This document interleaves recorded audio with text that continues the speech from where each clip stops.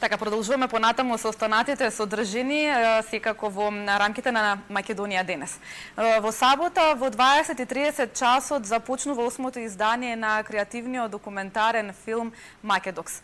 Секако, се поголема популарност зема овој фестивал, секако да се промовираат сите оние и да се стави акцент на сите оние креативни документарни филмови кои што се прават не само во Македонија, туку и во целиот свет. Денеска за таа цел, секако со нас во студиото се Петрула Белјановска, добар ден и добре дојдовте. И Бранд Феро, добар ден и добре дојдовте во Македонија денес. Добро ве најдовме. Навистина, Македокс некако веќе традиционално се одржува во Македонија, убав фестивал на креативен документарен филм, каде што може да се видат навистина преубави документарци во повеќе категории. Секако заинтересираноста од странските земји е навистина голема. Ми се чини дека 2700 филма беа пријавени оваа година. Така? Бројката точно не ја знам, 2700 и нешто, да? Така, 91. Скоро 2800 филмови, да. Или така. Некои 130 земји, значи секоја година ни расте бројката пријавените филмови расте, да. Така што популарноста, па не знам, кај нас во Македонија да популарноста некако се подигна на фестивалот, меѓутоа ние некако од трета, четврта година веќе во меѓународни рамки добивме доста голем рейтинг, бидејќи сме редок фестивал кој што ја третира креативата и сме еден од ретките фестивали кој што нема индустрија дел на фестивалот, бидејќи сите големи фестивали тука е главниот акцент на индустријата на документарниот филм, така што некако ја негуваме таа креатива и планираме на 10 годишнината од постоењето на фестивалот да издадеме антологија на современиот документарен филм, едно издание кое што ќе биде комплетно и убаво. Значи, секоја година под смоквата се водат тие муабети за трендовите во документарниот филм, современите трендови, така што од до година ќе почнеме да работиме на сублимат и на чистење на тој материјал и се надевам дека 2020 година ќе излезе една многу убава едиција во пишана форма. Така. Да. Петрула, на вчерашната пресконференција рековте дека оваа година се става акцент на визуализацијата, а не на говорот. Навистина преку сликата може многу да дознаеме. Токму и оваа година и документарните филмови се во таа насока. Па да, годинашниот концепт на Македокс е визуелната нарација, нели рековме дека очите оваа година ќе ни бидат во фокус, затоа што преку нив се гледаме што не окружува околу нас, што се случува, секако и тоа што се случува во нас и каде тие две слики се прекршуваат и како тоа нели уметниците, посебно директорите на фотографија тоа го доживуваат. И сега пошто Брант е тука, ја мислам дека можеби он може поконкретно да го објасни тој концепт, затоа што баш сакаме оваа година да им посветиме внимание на директорите на фотографија во документарниот филм. Да, затоа што не е едноставно да се снима играниот. Да, да се сними документарен филм. Па ако идеме во контекст на споменот, да почнеме да молчиме, да раскажуваме во слики. Ајде се кажеме за почеток. Во креативната документаристика тоа е еден од најбитните сегменти, бидејќи креативниот документарец не трпи talking heads, не трпи интервјуа. Тоа се форми на телевизиските репортажи, така што принципот на визуализирање практично е работа со карактерите. Значи, екипата која што е честопати многу малечка, се состои од 3 до 5 члена најмногу, значи треба да проживее со карактерот известно време, да се осетат енергиите и кога тоа ќе се случи, тогаш може да почне да се филмува и да се обсервира карактерот. Така што сака време во подготовки, сака време во истражувањето и кога ќе се дојде до тој степен, тогаш може да почне продукцијата и тогаш нема никаков проблем со карактерите и никаков проблем нема помеѓу екипата и карактерите, дишат како фамилија практично. Тоа е еден принцип на работа. На вистина, како што реков, добива Македок све на поголема популарност, како и кај нас, така и во останатите земји. Оваа година ќе се прикажуваат 2 македонски филма, почестопати кај македонците е прашањето зошто само 2 македонски филма од толку документарни филмови. Оваа година сме супер. Супер сме. Многу сум среќен што имаме 2 филма македонски, бидејќи кај нас во просек на 5 години излегува еден креативен целовечерен филм. Едниот филм е продукција, телевизиска продукција, меѓутоа има одлична нарација, има одлично изградени карактери. И тоа посебно ме радува, бидејќи е телевизиска продукција, а филмот функционира многу добро на сите нивоа. Вториот филм е во продукција на Атанас Георгиев, значи младиот автор Илија Цветковски, да, режисерот на филмот. Тој филм ќе го отвориме практично и фестивалот. Многу сум среќен дека со македонски филм ќе го отвориме фестивалот. Така што 2 филма е голем успех. Така е. На вчерашната пресконференција исто така спомнавте Грузија, место држава каде што оддавна се снимаат филмовите. Зашто толку се насочивте оваа година кон оваа земја? Па ете баш поради тоа како што и објаснивме на пресконференцијата, дека Грузија всушност е земја која што има многу стара и многу напредна кинематографија, како што и самите податоци велат. Првата кинопроекција била во 1896 година, а првиот долгометражен грузиски филм се снимал 1909 година. Така да оваа година избравме Грузија да биде земја фокус, затоа што и направивме избор од 7 грузиски документарни филмови на млади автори, значи тоа се млади автори кои што се први филмови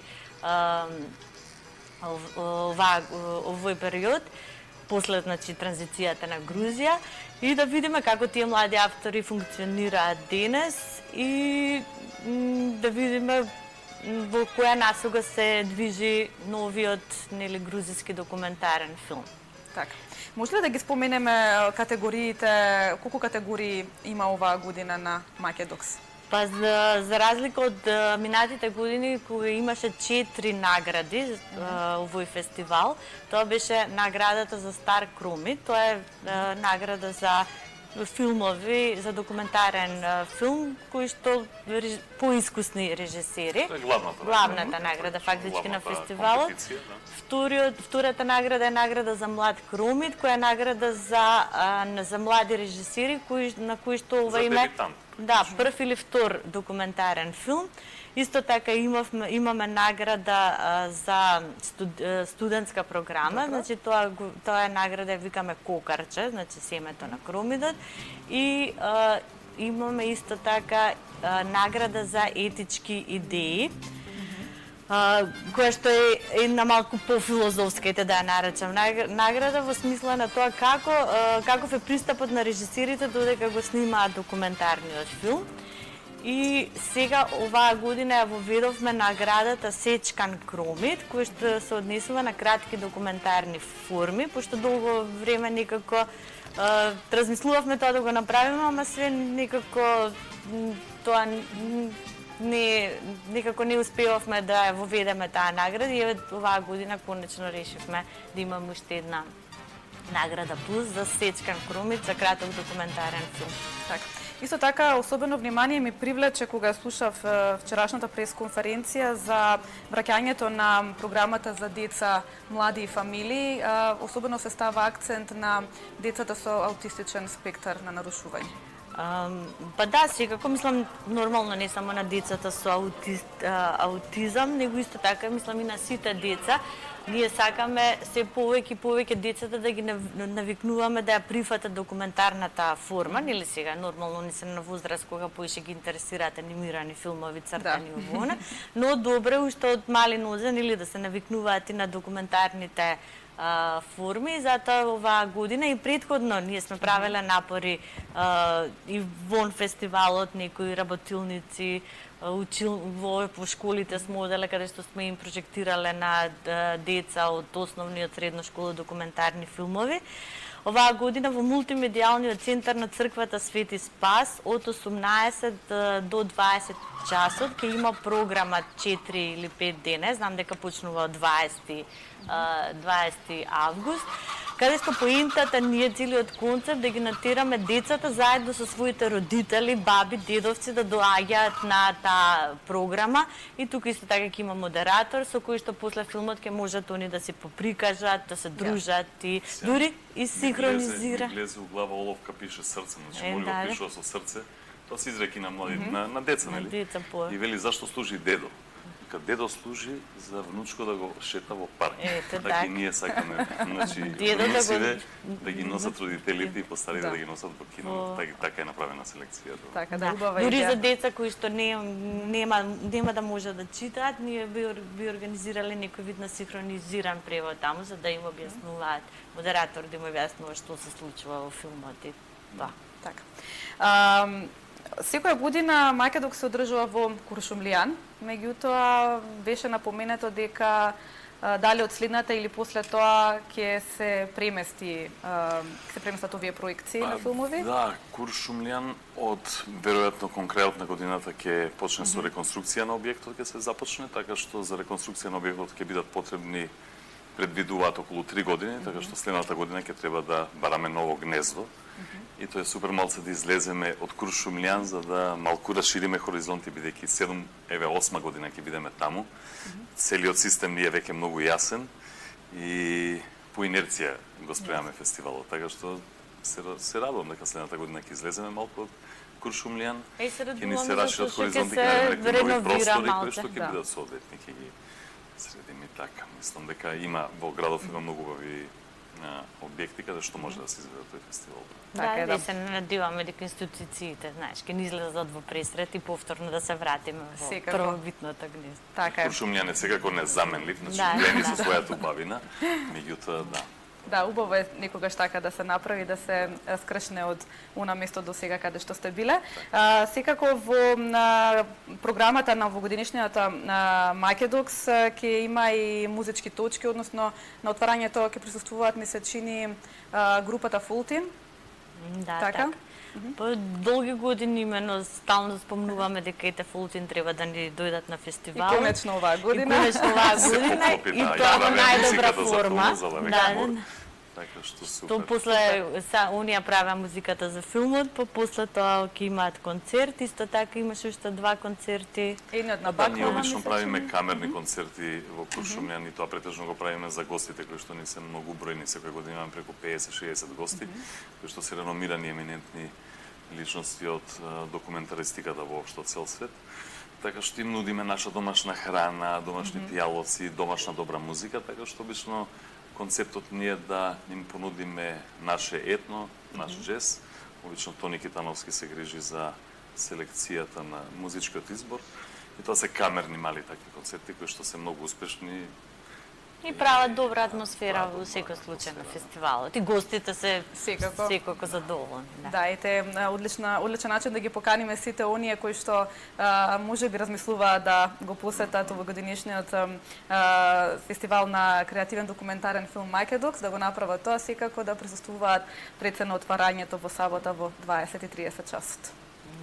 За отварањето картите се распродадени веќе. Али ние би сакале да присуствуваат за деновите после отварањето. Ете отворена покана за деновите после тоа. Да кажеме дека ќе има нели многу гости од разни делови од светот, 65 гости, документаристи, режисери, директори на фотографија на документарни филмови, продуценти. Мислам луѓе кои се занимаваат со независна документаристика ќе дојдат во Скопје и знаеш ги покануваме сите луѓе знаеш, да дојдат, да се дружиме, да разговараат со нив, што ги интересираат околу документаристика, да прашаат. Дури им правиме и разговори под смоквата од 18 до 20 часот секој ден во Куршумлијан, таму позади. Така да, мислам, отворен е фестивалот за... Да, и после 5 години успеавме да го донесеме Туе Стен Милер. Тој е основачот на Европска документарна мрежа и за прв пат во Македонија. Така што ќе има работилница во Даут Пашиндамам од 22 до 25 од 14 до 16 часот ќе траат секој ден работилниците, со тоа и со Первила, продуцентка, многу битна продуцентка од Финска. Така што поканите сите кои што ги интересира креативна документаристика да присуствуваат на овој воркшоп. Така. Бран Петрула, ви благодарам што бевте дел од Македонија денес. Секако ќе се видиме повторно во некоја друга прилика. Ви посакувам многу успех на овогодишниот фестивал на креативен документарен филм Македокс. Фала и на вас. Се гледаме на отварање. Се гледаме, да, така е. Продолжуваме ние понатаму. Во продолжение ќе се релаксираме со едно музичко видео, секако за тоа време ќе го пречекаме нашиот последен денешен соговорник во рамките на Македонија денес.